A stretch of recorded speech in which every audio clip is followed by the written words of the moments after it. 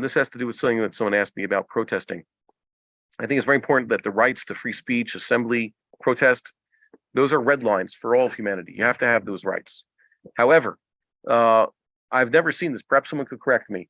Someone online, someone viewing this could tell me, have you ever seen a heter for destruction of property or to block roads and the like? You could go protest. There is no heter to cause nezek, monetary damage to anybody else. That's it. Even what Feiglin says, supposedly a hero of these things, he to protest Oslo, closed up roads, blocked roads. I do not believe for 1 minute that anybody has the right ever, no matter how legitimate their cause, to block the road. People pay for roads. Roads are paid for by taxes and by tolls. People need to get where they have to go. They have weddings to go to. They have family to visit. They have business to do. You cannot block a road. That's theft. Yeah, it is theft to do any form of protest that causes monetary damage to anybody else. You want to protest, find a large place to protest, but make sure you do not do that. And by the way, I think the rabbi has encouraged people to go to certain protests.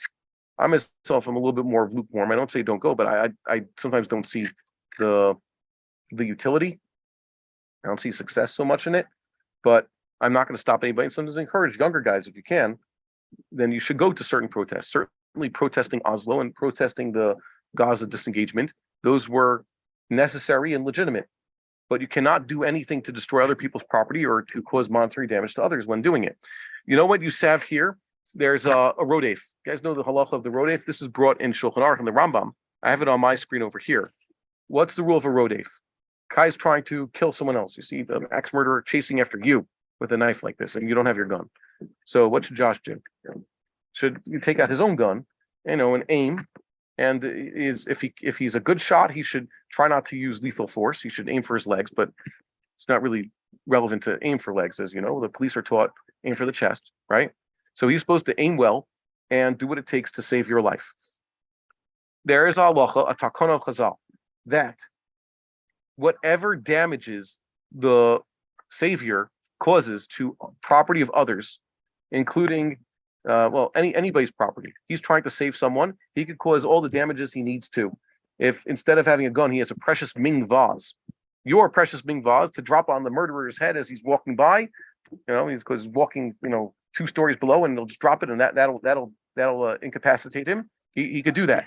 He is never obligated to any monetary restitution for the damages that he caused to other people's property in order to save someone else's life. That's the takana. Why did Chazal do this? Because they want people to intervene. Okay? So, yeah, question? It's connected to Shavim. No, it's not connected to the Takana Shavim. Ironically, it's not. It's just a separate takana. In Shin Pei, by the way, that's Choshen Mishpat Shin Pei. It's the last halachas in Chovel Mazik. The Rambam brings up this Rodef case, and then he goes into the laws of Rotzeach and Shmiras Nefesh. So he says here, I'll read what the Rambam says. No, I'll read you something the Shulchan Aruch adds. It's very telling. Misha Radaf Achar HaRodef Loshia HaNirdaf. Radaf Acharia Rodef Loshia HaNirdaf. Someone pursues the pursuer in order to save the pursued. V'shiberet HaKilim Bein Shel Rodef Bein Shel Kol Adam Patur. He destroys Kalim, causes collateral damage to that which is someone else's entirely, or that of the Rodef, the pursuer. Patur, he's exempt. Lo min adin. This isn't din Torah. Ela takana hi shelo yimanami la'atzil. The sages enacted this so that he not come to avoid saving. Sometimes a person could say, you know what? I could really pay the price. I could even go to jail. By the way, for for defense. So you have to watch out. But you have to know that it's a mitzvah to save people from rodfim, pursuers. So you should not worry about incurring an expense. Even if, yes, it's going to be expensive and you're going to cause $1 million in damages to that guy over there, go ahead. That guy will just have to get his money back somehow, start a GoFundMe or something.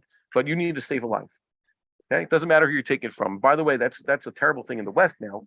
They're prosecuting people who act in either self-defense or in the defense of other innocents. Oh my God. The sages would have so much to scream about what's going on in the justice system, both here and abroad. If a person did something to save someone else's life, especially if it's documented and many witnesses, that person's a hero and should be treated as such, not be prosecuted. But what are you going to do? Oyit mamea. Maybe even someone would think twice and hesitate.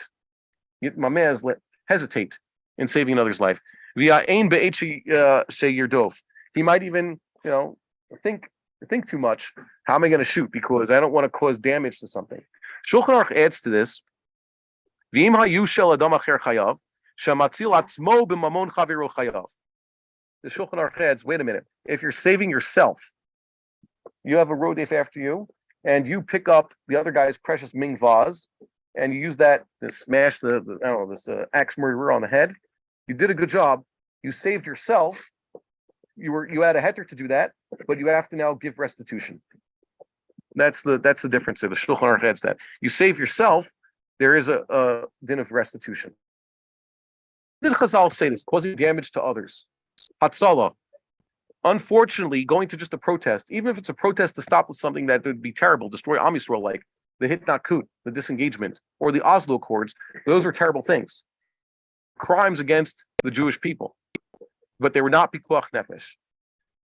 You only have a heter to cause damage to others' property in a case of Hatzalah, if you're talking about, like you said, pikuach nefesh. All the other cases, no clear and present danger.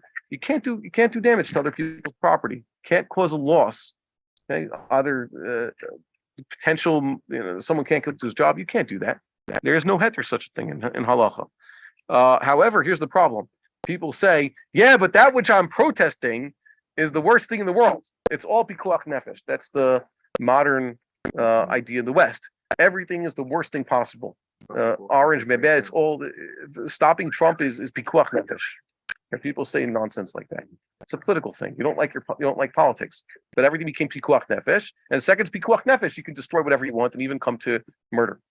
I believe that, just as an aside prediction, they want Trump dead. If all these lawsuits and prosecutions don't work, they're just going to try to kill him. Why? Because that's what they declared. They declared that he's the worst thing possible and a threat to everybody. So that's what they're going to do.